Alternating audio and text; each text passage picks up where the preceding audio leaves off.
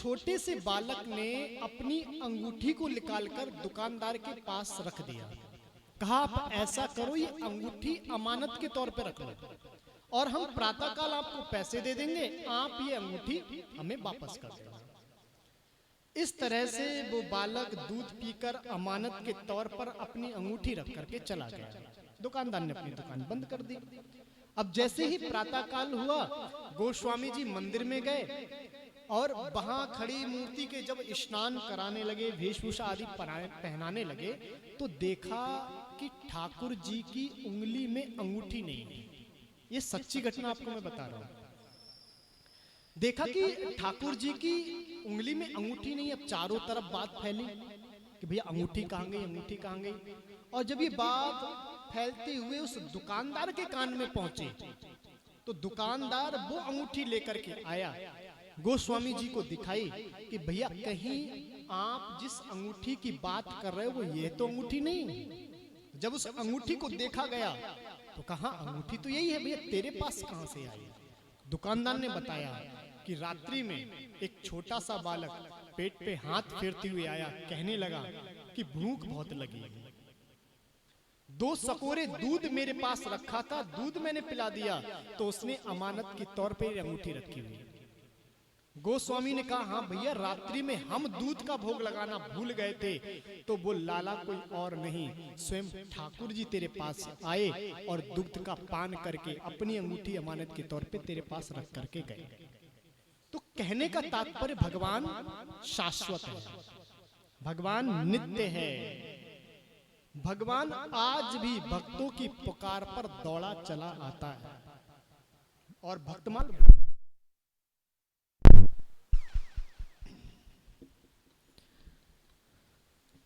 इस बात का प्रमाण देती है। तो भगवान का स्वरूप कैसा है? भगवान सच्चिदानंद रूप है। बोलिए सच्चिदानंद भगवान की। कहते ठीक है भैया, चलो भगवान का जो स्वरूप है, भगवान का जो नाम है वो सच्चिदानंद है। तो भगवान करते क्या है? कोई भी व्यक्ति बिना कुछ किए रह नहीं सकता, कुछ ना कुछ तो करने को चाहिए। तो जो आपका भगवान सच्चिदानंद स्वरूप है, उसका काम क्या है, वो करता क्या है? तो कहा विश्वोत्पत्त्यादि हेतवे। हमारा परमात्मा जो काम करता है उसी काम के अंतर्गत सृष्टि के सारे काम आते हैं। ऐसा कौन सा काम है?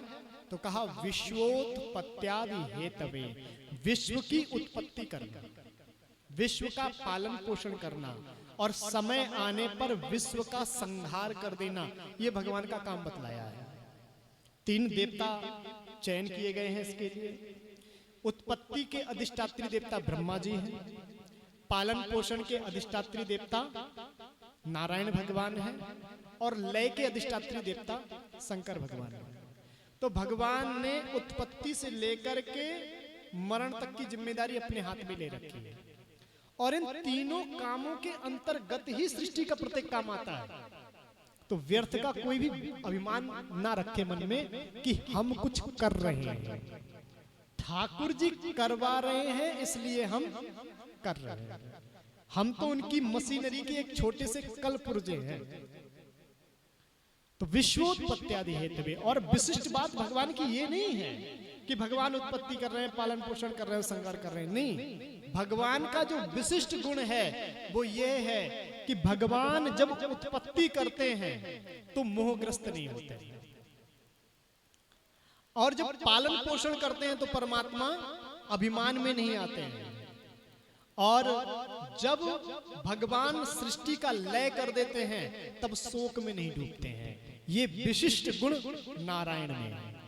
जैसे एक छोटा सा बालक नदी के किनारे अपने हाथों से सुंदर सुंदर मिट्टी के घर बनाता है, बड़ी मेहनत करता है उन घरों को बनाने के लिए, बड़ा सुंदर बनाएगा, फिर उनको सजाएगा, और जैसे ही उसकी मैया आवाज लगाती है तो अपने ही हाथों से वो मिट्टी के घर तोड़ करके जाता है। बनाते समय जितना उत्साह हो रहा था, बिगाड़ते समय उससे दुगना उत्साह होता है। शोक नहीं होता है, दुख नहीं होता है। ऐसे ही भगवान का काम है। भगवान सृष्टि का सृजन जरूर करते हैं, लेकिन उसमें मोहग्रस्त नहीं होते हैं। भगवान पालन पोषण जरूर करते हैं, लेकिन अभिमान में नहीं आते कि समस्त सृष्टि को मैं पाल रहा हूं। भगवान ही सब कुछ कर रहे हैं, भगवान ही पाल रहे हैं। जब दांत नहीं तो दूध दियो। जब मुख में दांत नहीं थे तो दूध की व्यवस्था परमात्मा ने ही की। और जब दांत दिए हैं तो अन्न भी देगा। अब जब दांत दिए हैं ठाकुर जी ने, तो जैसे दूध की व्यवस्था करी है वैसे ही अन्न की व्यवस्था वो ही करेगा। पशु पक्षी सबकी सुध लेत है, तो परमात्मा हमारी सुध भी लेगा। जल में जो है वो कोई भूखा नहीं मर रहा है, ठाकुर जी ने उनके लिए व्यवस्था बना रखी है। जंगल में जो फिर रहे हैं वो भूखे नहीं मर रहे हैं, ठाकुर जी ने उनके लिए भी कोई ना कोई व्यवस्था बना रखी है। तो पालन पोषण और सृजन के देवता ये तीन हैं, और नारायण ने का जो काम है वो ये काम बताया गया है विश्वोत्पत्त्यादि हेतवे। और क्या करते हैं? तो कहते हैं तापत्रय विनाशाय। भगवान अपने भक्तों के त्रितापों का उन्मूलन कर लेते हैं। प्रत्येक जीव इन तीन ताप से दुखी है। तीन ताप कौन कौन से हैं? आध्यात्मिक ताप होता है, जैसे भूकंप आ गया, आंधी तूफान आ गया, ये आध्यात्मिक ताप। एक आध्यात्मिक ताप मतलब ग्रह का खराब हो जाना, दैविक ताप भूकंप आदि आ जाना, और भौतिक ताप शरीर में कष्ट आदि हो जाना। इन तीनों तापों से प्रत्येक जीव दुखी है। सरल भाषा में समझे तो कोई तन दुखी, कोई मन दुखी, कोई धन बिन रहत उदास, थोड़े थोड़े सब दुखी, सुखी राम जी के दास। अगर किसी से पूछा जाए ना कि भैया आप प्रसन्न हो, आप खुश हो, तो कोई हाथ नहीं उठा सकता। सब किसी न किसी को कोई ना कोई दुख पकड़ा हुआ है। कभी ग्रह सीधे नहीं है, कभी सूर्य टेढ़ा, कभी शनि टेढ़ा, कभी राहु, कभी केतु। ग्रह बिगड़े हुए, ग्रह को जैसे तैसे सुधारा तो रिश्ते बिगड़ गए। कभी बुआ रूठी हुई है, कभी चाची रूठी हुई है, कभी भाभी रूठी हुई है, तो रिश्ते को संभाला तो अपने आप अपने हृदय में ही अशांति का प्रकट हो गया, अशांति का प्रादुर्भाव हो गया। तो जीव किसी न किसी कारण से दुखी बना हुआ है। थोड़े थोड़े सब दुखी, तो सुखी कौन है? तो कहते हैं सुखी राम जी के दास। सुखी तो वो ही है जिसने परमात्मा की शरणागति ग्रहण कर रखी है। अब वो सुखी कैसे है? अब आप थोड़ा सा विचार करें, जीवन में दुख आता ही क्यों है? जीवन में दुख किस बात का है? या फिर जो हम सुख मान रहे हैं वो हकीकत में सुख है भी या नहीं? भागवत का मुख्य काम क्या है? भागवत का मुख्य काम है कामनाओं से निवृत्ति कर देना। कामनाओं की पूर्ति करना चलो ठीक है, भागवत कल्प वृक्ष के समान है, कामनाओं की पूर्ति भी होती है, लेकिन विशिष्ट काम तो वो है कि भागवत कामनाओं से निवृत्ति कर देती है। और स्थायी सुख किसमें है? कामना की निवृत्ति में ही सुख है। जैसे हमने प्रारंभ में विचार किया कि हमारे पास मकान होगा तो हम सुखी हो जाएंगे। मकान को प्राप्त करने के लिए अभी दुखी हो रहे हैं, मन में ये भाव है कि जब मकान हो जाएगा तब हम सुखी होंगे। और हमने ऐसा विचार करते गए प्रयास किया, ठाकुर जी की कृपा हुई, मकान प्राप्त हो गया, प्रसन्नता हुई, मन में खूब खुशी हुई। अब वो विचार करो वो खुशी किस बात की है? क्या जो हम सोचते आ रहे थे पहले से कि मकान प्राप्त हो जाएगा, मैं प्रसन्न हो जाऊंगा, क्या भी खुशी उस बात की ये मकान प्राप्त हो गया? अगर वो खुशी मकान प्राप्त की होती तो मकान तो सदैव रहने वाला है, साथ में हमेशा ही रहता है, तो प्रसन्नता भी हमेशा ही रहती है। लेकिन वो हमेशा नहीं रहती है, वो कुछ टाइम तक रहती है, फिर वो खत्म हो जाती है। फिर विचार आता है कि मकान तो आ गया, गाड़ी और हो, तब मैं सुखी हो जाऊंगा। तो वो जो प्रसन्नता है वो मकान की नहीं थी, वो हमने एक कामना जो पकड़ के रखी थी, हमने कामना रूपी कांटा जो अपने मन में चुभा के रखा था कि हम खुश कब होंगे, जब मकान आ जाएगा। और जैसे ही वो मकान आया हमारे पास में, वो कामना रूपी कांटा निकला, और जैसे ही कामना रूपी कांटा निकला प्रसन्नता आई। तो प्रसन्नता मकान की नहीं थी, आपने जो कामना रूपी कांटा चुभाया हुआ था वो प्रसन्नता उस बात की थी, वो कांटा निकल गया। वो प्रसन्नता रही कब तक, जब तक दूसरा कांटा नहीं चुभाया गाड़ी का। जैसे ही गाड़ी का कांटा चुभाया प्रसन्नता खत्म, क्योंकि अब गाड़ी का कांटा चुभा हुआ है, गाड़ी भी आती है, प्रसन्नता होती है, क्योंकि दूसरा कांटा जो चुभाया हुआ था वो निकल गया है, प्रसन्नता आई। कब तक? विवाह और हो जाता, तब प्रसन्न होता। तो कामनाओं की पूर्ति में प्रसन्नता नहीं है, कामनाओं की निवृत्ति में प्रसन्नता बताई गई है। और भागवत का ये विशिष्ट काम बताया गया है कि भागवत कामनाओं की पूर्ति तो करती है। भागवत तो ये कहा है, ये जो भागवत है ये कल्प वृक्ष है, इसके नीचे बैठ करके आप जो कल्पना करोगे वो पूरी हो जाएगी। जो कल्पना आप करोगे वो आपकी कल्पना पूरी हो जानी है। लेकिन विशिष्ट बात ये भी है, जिसने भागवत को श्रद्धा से श्रवण कर लिया, फिर वो कामनाओं की पूर्ति के चक्कर में रहता भी नहीं। भागवत ये नहीं कहती, आप ध्यान से समझना, भागवत गृहस्थियों का ग्रंथ है। भागवत ये नहीं कहती घर बार छोड़ करके आप जंगल में चले जाओ भगवान का भजन करो। भागवत कहती है भैया घर बार नहीं छोड़ना है, पैसा कमाना है खूब कमाओ। भागवत में स्पष्ट रूप से कहा गया है। और आप लोगों के लिए विशिष्ट भागवत के आप एकादश स्कंद में श्रवण करेंगे, वैश्य समाज के लिए तो कहा गया है आप पैसा कमाओ। भैया आप पैसा नहीं कमाओगे, दूसरा पैसा कमाएगा। आप धार्मिक हो, पैसा कमाओगे तो ऐसे आयोजनों में लगाओगे, भागवत का प्रचार आदि भी होगा, धर्म का प्रचार आदि भी होगा। लेकिन अगर दुष्ट प्रवृत्ति का पैसा कमा रहा है तो वो अधर्म करेगा उसके साथ। तो पैसा कमाने को भागवत मना नहीं करती, लेकिन हाँ भागवत कहती है पैसा कमाओ, लेकिन अपने कर्म बिगाड़ करके नहीं। आपसे बाद में जवाब ये मांगा जाएगा कि आपके घर में जो पैसा आया था वो आया किस रास्ते से था। पैसा आने का रास्ता साफ होना चाहिए। आपका पैसा दुआओं के साथ आया है या बद्दुआओं के साथ आया है, महत्व इस बात का रहता है। पैसा कमाना कोई गलत नहीं है।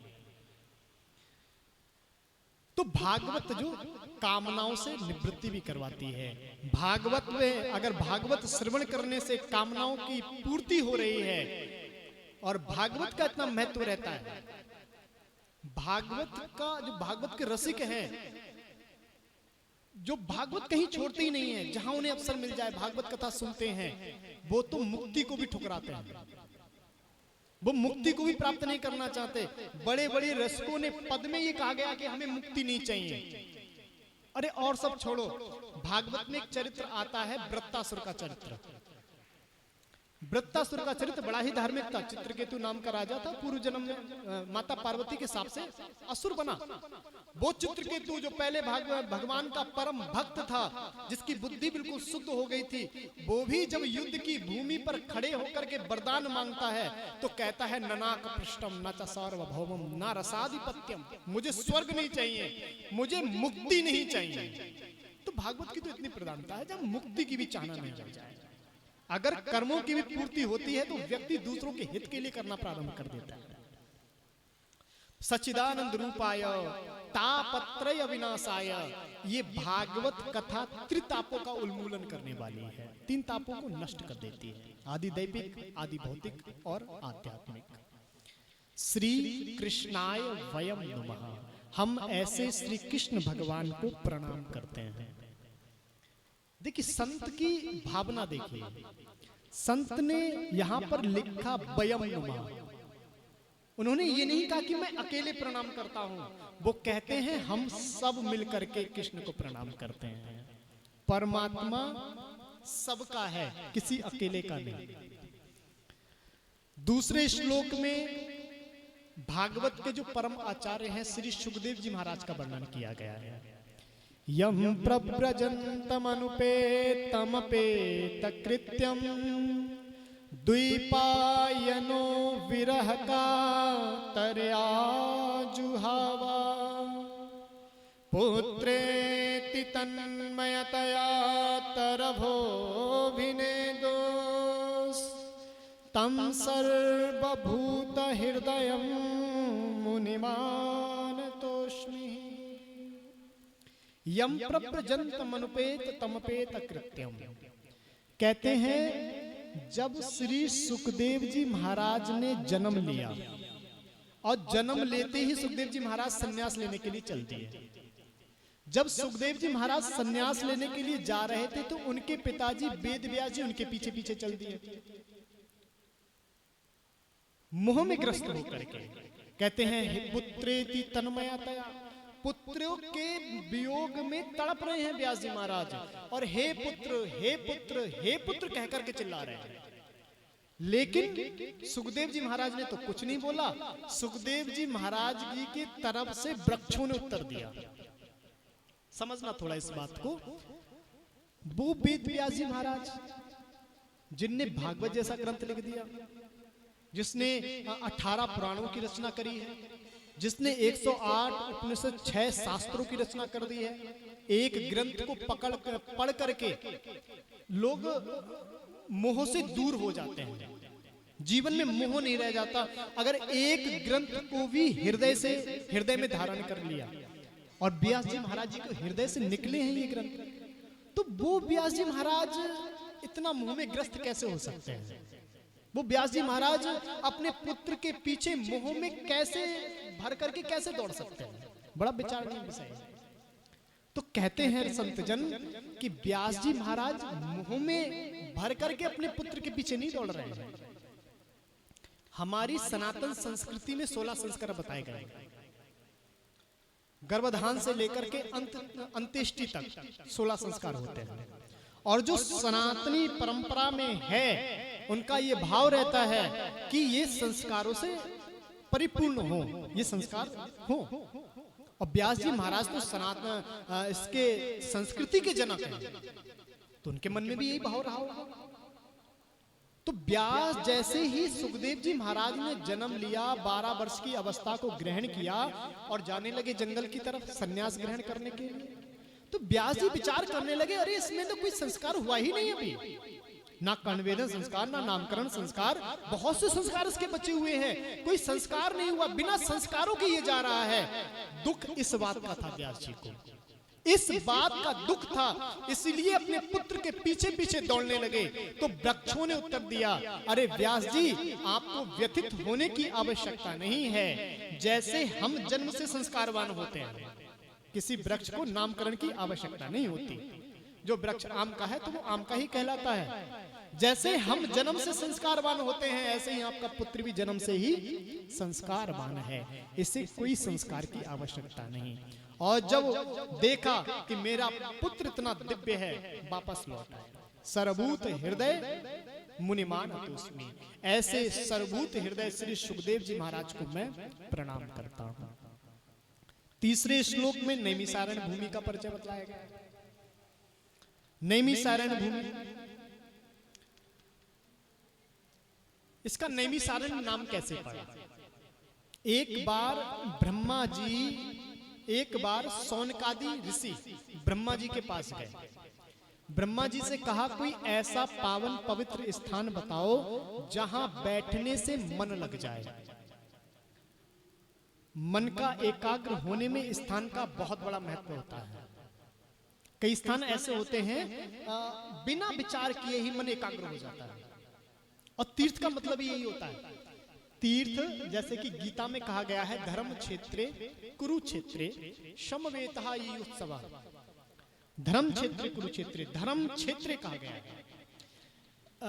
धर्म क्षेत्रे कुरुक्षेत्रे, जैसे एक भूमि होती है, भूमि पर एक बीज डाला जाए तो उसका बहुत अधिक मिलता है, ऐसे ही तीर्थ का काम होता है।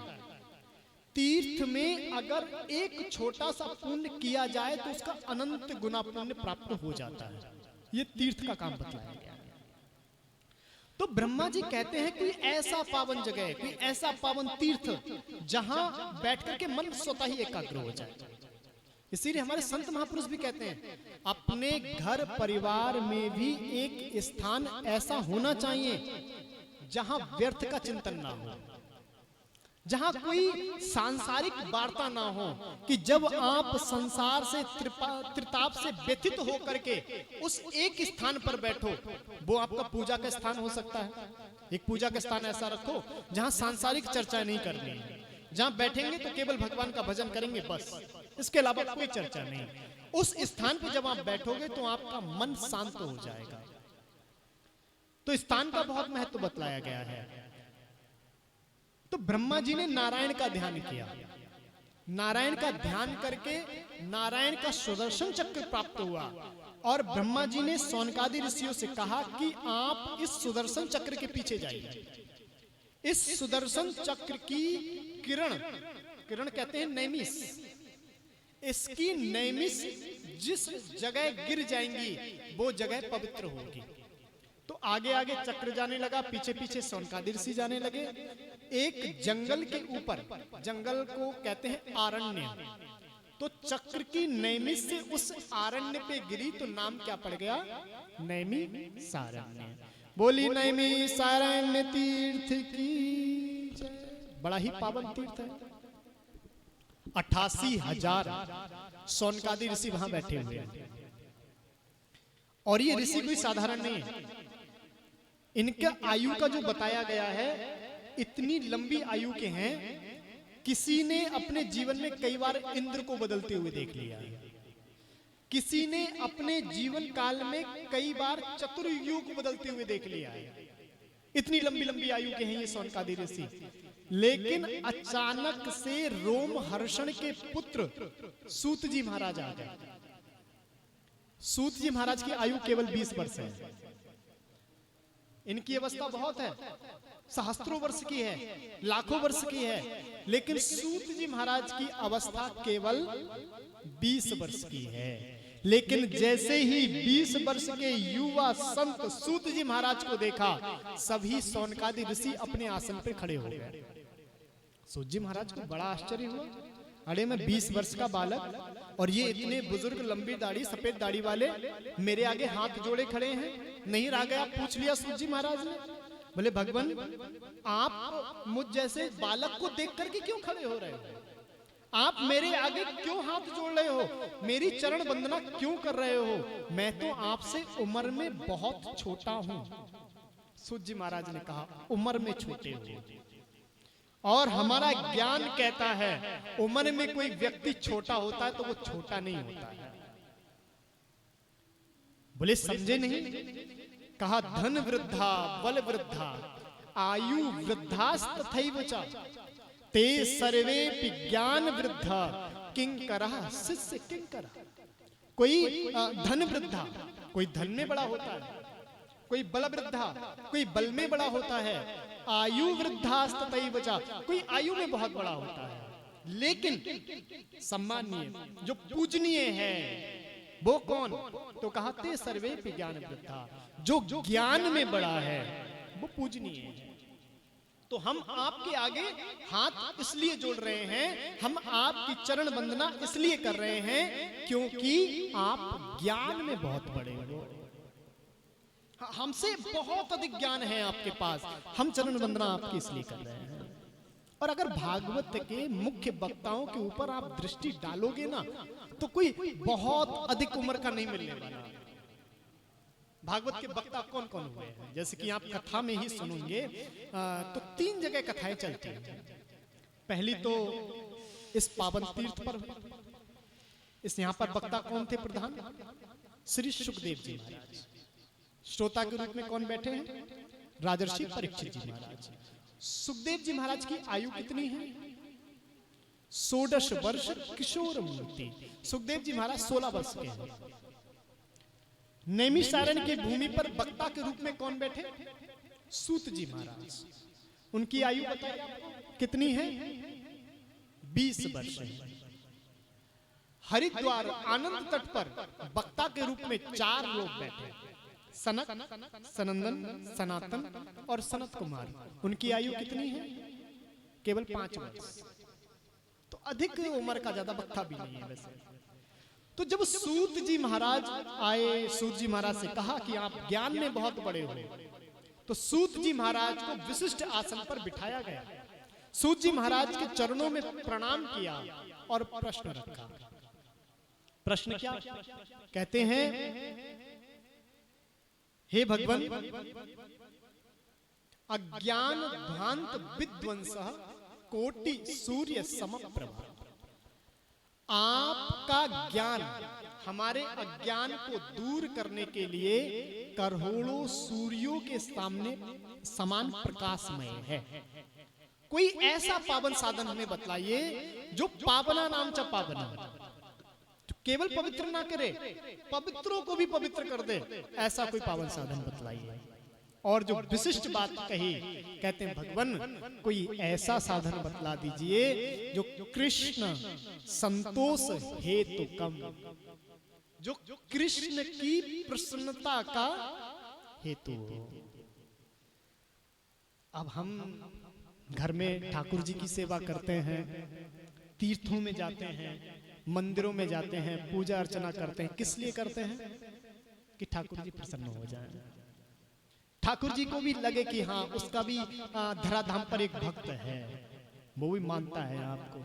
ठाकुर जी को प्रसन्न करने के लिए, ठाकुर जी को खुश करने के लिए हम ये सारे कृत्य करने हैं। और सौनकादि ऋषियों ने जो प्रश्न किया है वो भी यही किया है, परमात्मा कुछ ऐसा बताओ ना जो ठाकुर जी प्रसन्न हो जाए। और बड़ा विशिष्ट प्रसन्न है। अगर आपने किसी संत के पास जाकर के यह पूछ लिया है कि ठाकुर जी के चरणों में भक्ति कैसे बढ़ेगी, तो बड़ा विशिष्ट प्रश्न पूछा है। महाभारत कहती है कि आपकी थाली में जो आपको अन्न मिला हुआ है, प्रयास करना कि आपकी वजह से एक कण भी व्यर्थ ना जाए। और संत का जो सानिध्य मिला हुआ है, विचार करना आपकी व्यर्थ बातों से उसका समय बर्बाद ना हो। तो थाली में मिला कण और संत का क्षण बर्बाद नहीं होना चाहिए। प्रश्न पूछा, कृष्ण संतोष हेतु कम, कोई ऐसा पावन साधन बतला दो जो कृष्ण की प्रसन्नता का हेतु है, जिससे कन्हैया प्रसन्न हो जाता हो और कन्हैया खुश हो जाए। तो कहा ऐसा साधन क्या है? और जब ये बात सुनी है सूत जी महाराज ने, सूत जी महाराज बड़े प्रसन्न हुए। ये सूत जी महाराज कोई और नहीं है, सूत जी महाराज सुखदेव जी महाराज के शिष्य हैं, रोमहर्षण के पुत्र और सुखदेव जी महाराज के शिष्य।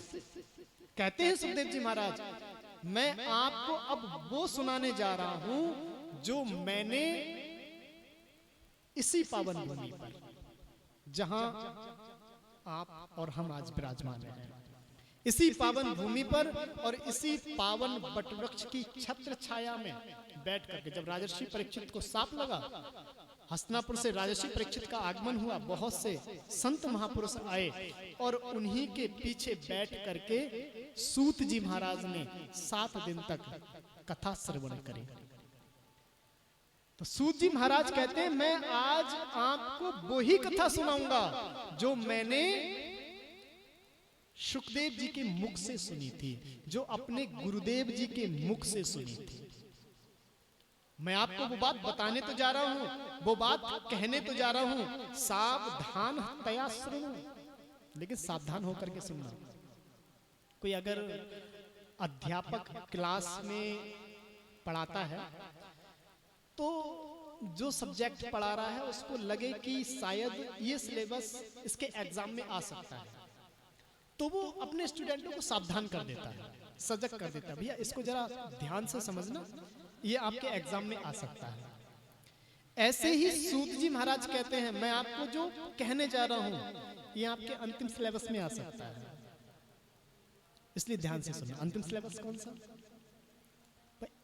हमारा जो अभी तक अवस्था है, जितनी अवस्था है भगवत गीता में मृत्यु को भी अवस्था बतलाई गई है, पांचवी अवस्था मृत्यु को भी बतलाई गई है। तो यात्रा केवल मरने तक ही सीमित नहीं है, उसके बाद भी हमें एक यात्रा प्रारंभ करनी होती है और वो लंबी यात्रा होती है। जैसे गांव में किसान जब जाता है खेत पर तो उसके लिए चवेना बांध दिया जाता है, फिर कोई लंबे सफर पे जाता है तो उसके लिए चवेना बांध दिया जाता है। चवेना नाम दिया जाता है कि भैया रास्ते में भूख लगे ना तो आप इसको खोल करके खा लेना, भोजन की व्यवस्था उसमें पोटली में होती है, क्योंकि सफर लंबा है, भूख लगेगी तो कुछ खा लेना, जरूरत पड़ेगी। तो ऐसे ही इस जीवन के बाद भी सफर लंबा है, वहां भी जरूरत पड़ती है। 5 चवेना कौन सा चलता है? धनानि भूमौ, क्या जो हमने अपनी मेहनत से बहुत सी भूमि एकत्रित कर ली है, कई बीघा जमीन के मालिक हैं हम, एक बड़ी बिल्डिंग के मालिक हैं हम, क्या वो साथ में जाएगा? बोले धनानि भूमौ पसवो ही गोष्ठे, नारी गृह द्वारी सखा स्मशान। यहां तक कि जो आपकी भार्या है या फिर जो दूसरी नारियां हैं वो भी आपका साथ कहां तक देंगी? तो गृह द्वार, ग्रह के द्वार तक वो आपका साथ देंगी। सखा जो है आपके, मित्रगण जो हैं आपके, वो आपका साथ शमशान तक देंगे। और सब बात छोड़िए, देहश्चिताया, जो ये हमारा शरीर है जिसे हम अपना अपना कहते आ रहे हैं, वो शरीर भी कहां तक साथ देने वाला है? चितायाम, केवल चिता तक साथ देगा। तो साथ में जाएगा क्या? चवेना क्या बांध के ले जाएंगे? तो कहते हैं देहश्चितायाम परलोकम, देहश्चितायाम कर्मा नुगो गच्छति जीव एक, आपके साथ आपके कर्म जाएंगे। अब वो आपको ध्यान रखना, कर्म आपने कैसे किए हुए हैं, हिसाब किताब तो वहां भी होने वाला है। तो इसीलिए मैं कह रहा था खाली हाथ हम आए, मजबूरी थी, लेकिन खाली हाथ अब जाएंगे नहीं। जब शुक्रताल की भूमि पर आ ही गए हैं, थैले भरने की बात छोड़ो, यहां से तो बोरे भर के लेकर के जाएंगे। ऐसा पावन भूमि पे जब ठाकुर जी ने बुला ही लिया है, और ऐसे पावन अवसर पर, पितृपक्ष के अवसर पर, एक हमारा जन्मांतरे भवेत पुण्यम, हमारे जन्म जन्मांतरों के पुण्यों का उदय, कई ऐसी उपलब्धियां केवल एक व्यक्ति के सामर्थ्य से प्राप्त नहीं होती, इसमें कईयों का सहयोग होता है। हमारे पवित्र कर्म होते हैं, हमारा सद्भाग्य होता है, और विशेष हमारे पूर्वजों की कृपा होती है, हमारे इष्ट का अनुग्रह होता है, तब कहीं जाकर के हमें ऐसी दिव्य भागवत कथाएं प्राप्त होती हैं। तो धर्मानुगो गच्छति जीव एका, जो अंतिम सिलेबस है उसमें ये कथा आने वाली है। तो सावधान तया शृणु, इसको सावधान होकर के सुनना। कई बार ऐसा होता है, कोई वस्तु अगर सहजता से प्राप्त हो जाए तो उसका मूल नहीं रह जाता हमारी दृष्टि में।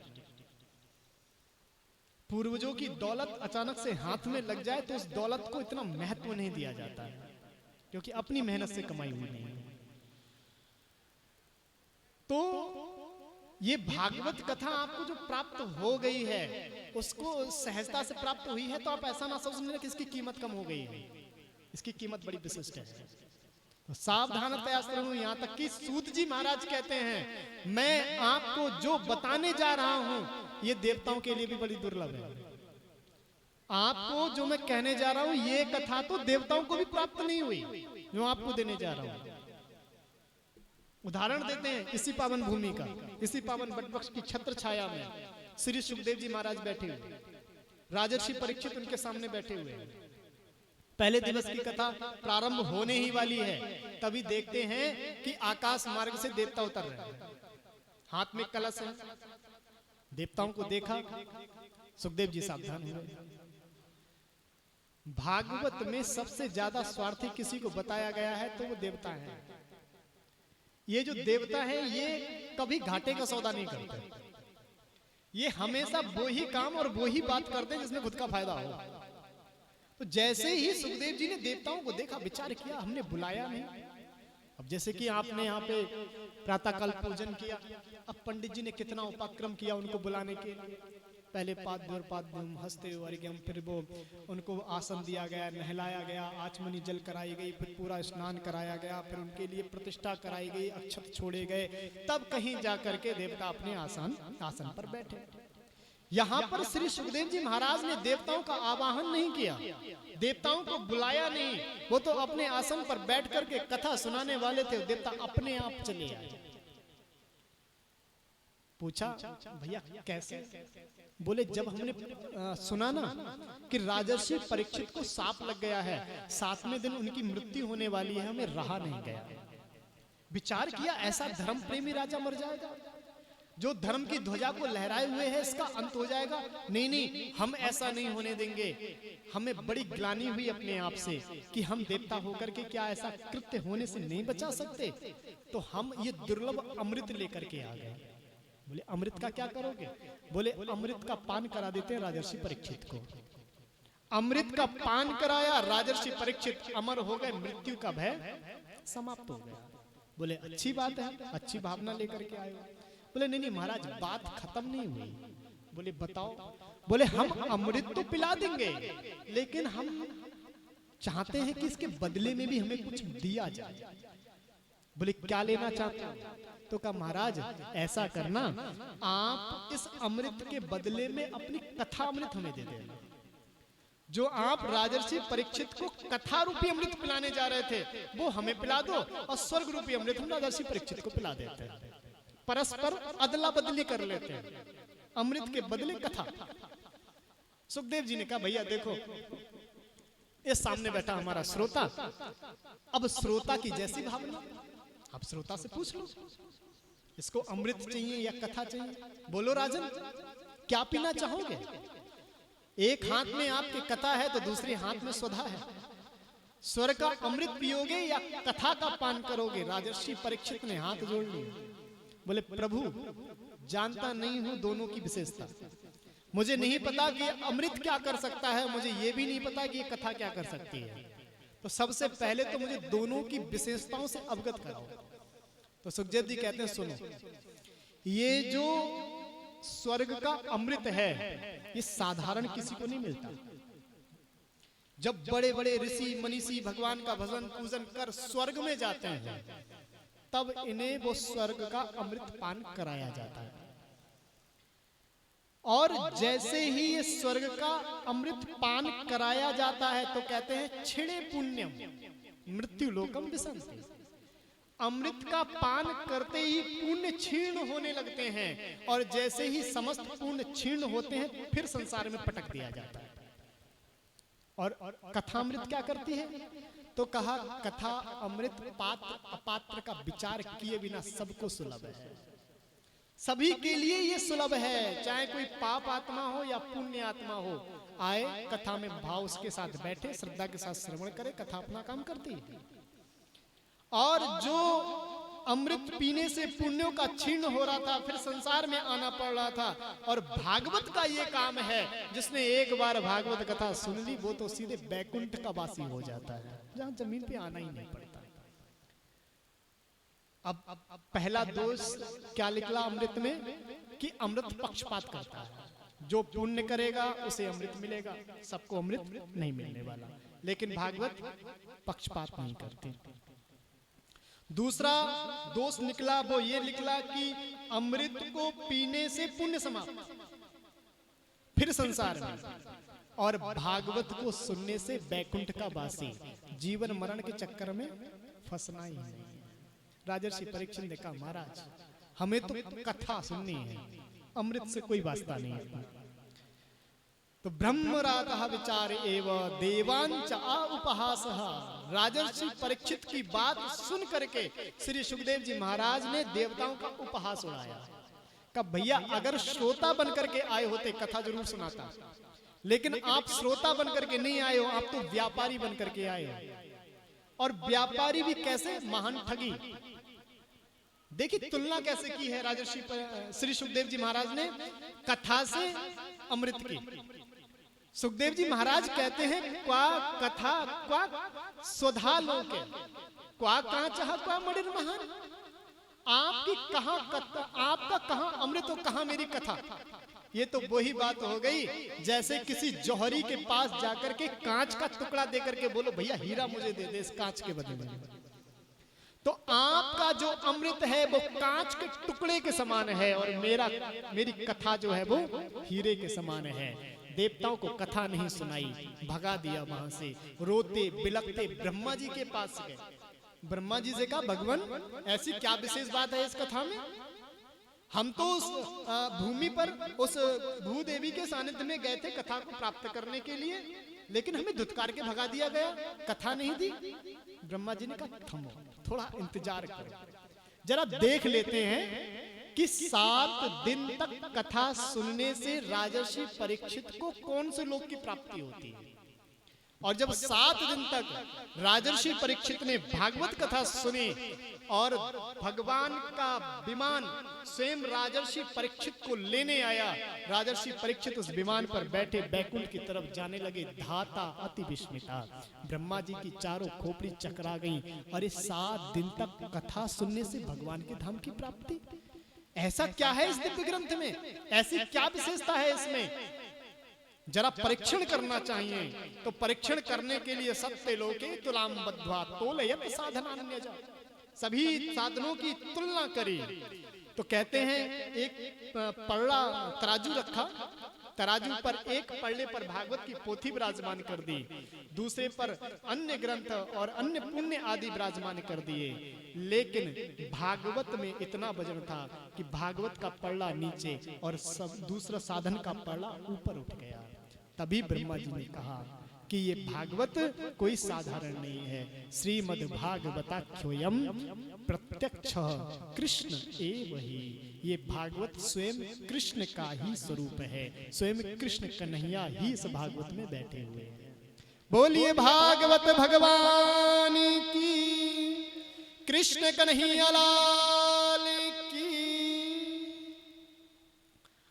तो सूत जी महाराज कह रहे हैं सौनकादि ऋषियों, ये भागवत देवताओं के लिए भी दुर्लभ है। श्री सुखदेव जी महाराज ने इस भागवत का श्रवण देवताओं को भी नहीं कराया। वो दिव्य भागवत कथा मैं आपको सुनाने जा रहा हूं। आपकी निष्ठा है गुरुदेव के चरणों में, और गुरुदेव के चरणों में निष्ठा हो तो कोई भी साधन दुर्लभ नहीं होता।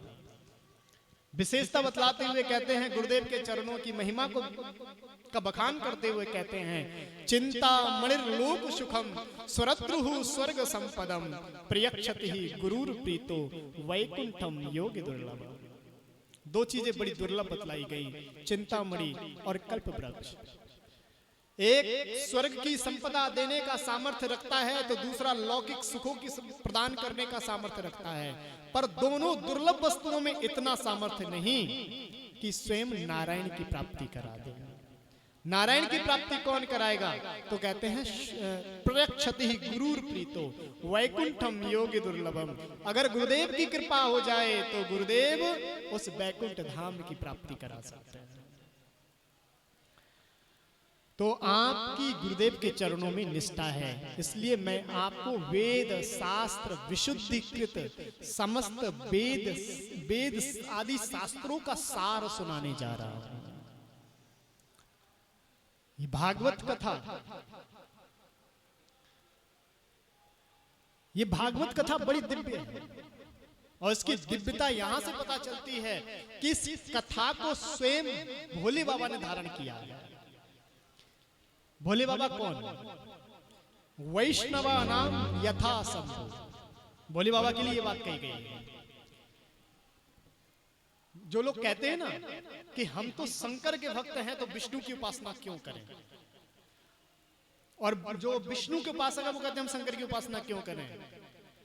तो विष्णु भगवान स्वयं कहते हैं, कन्हैयालाल स्वयं कहते हैं कि अगर कोई मेरा भक्त है और मेरा भक्त होकर के शंकर की अवहेलना करता है तो मेरी दृष्टि में मेरा शत्रु है। क्योंकि विष्णु भगवान शंकर को अपना गुरु मानते हैं और शंकर विष्णु को अपना गुरु मानते हैं। वैष्णवा नाम यथा शंभु कहा गया है। वैष्णवों में सर्वश्रेष्ठ कौन है तो कहा शंभु है। और शैव श्रेष्ठ कौन है? शंकर की उपासना कैसे करनी है तो विष्णु से सीखिए। विष्णु भगवान ने एक स्थान पर बैठ करके संकल्प ले रखा है कि 1000 कमल के पुष्पों से शंकर की उपासना करनी है, प्रतिदिन का नियम। एक दिन उपासना करने बैठे थे, 999 कमल के पुष्प चढ़ा दिए, एक कमल का पुष्प कम था। विचार करने लगे, संकल्प लेकर के बैठा हूं, उठ सकता नहीं हूं, और पूरे 1000 कमल के पुष्पों से शंकर की उपासना करनी है, इनकी पूर्ति कैसे की जाए। विचार किया कि मेरे भक्त मेरे नेत्रों की तुलना कमल के पुष्प से करते हैं। नमः पंकज नाभाय नमः पंकज मालिनी।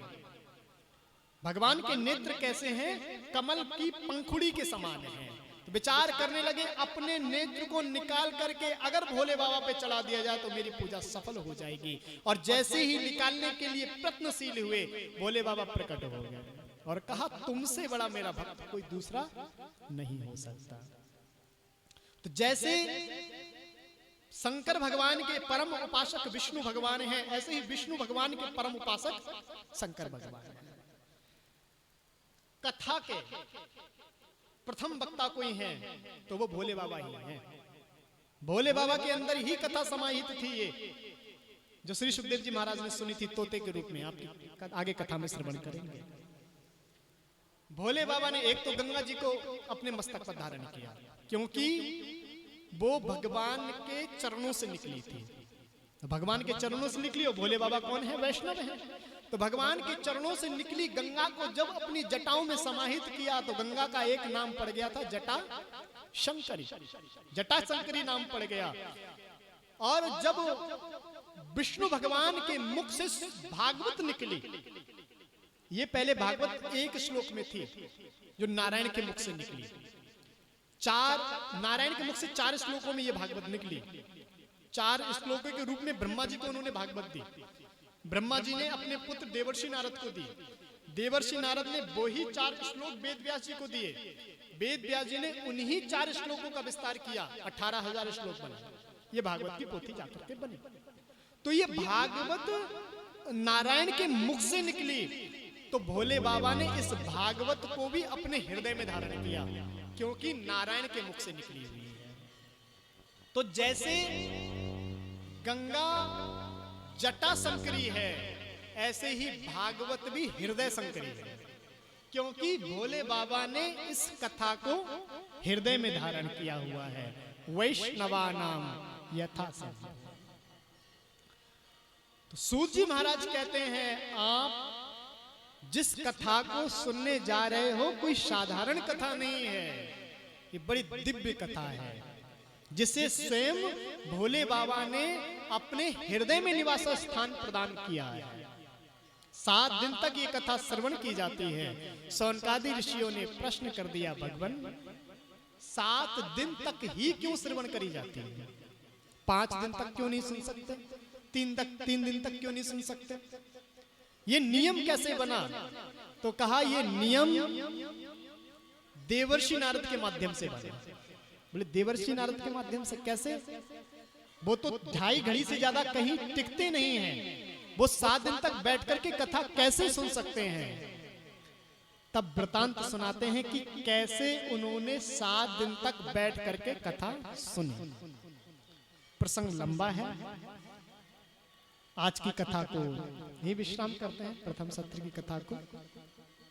कल से कथा का समय क्या रखें? आप बताइए, जितनी देर बैठ सकते हैं। 9 से 12 3 से 6,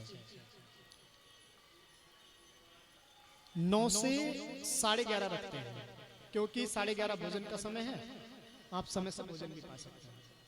तो 9 से 11:30 और 3 से 6 बहुत जल्दी हो जाए, फिर पूजन भी है। ठीक है, आइए 3 से 6।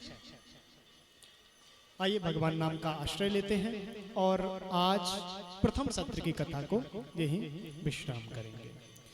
श्रीमन नारायण नारायण नारायण, श्रीमन नारायण भजमन नारायण नारायण नारायण, भजमन नारायण श्रीमन नारायण नारायण नारायण, श्रीमन नारायण नारायण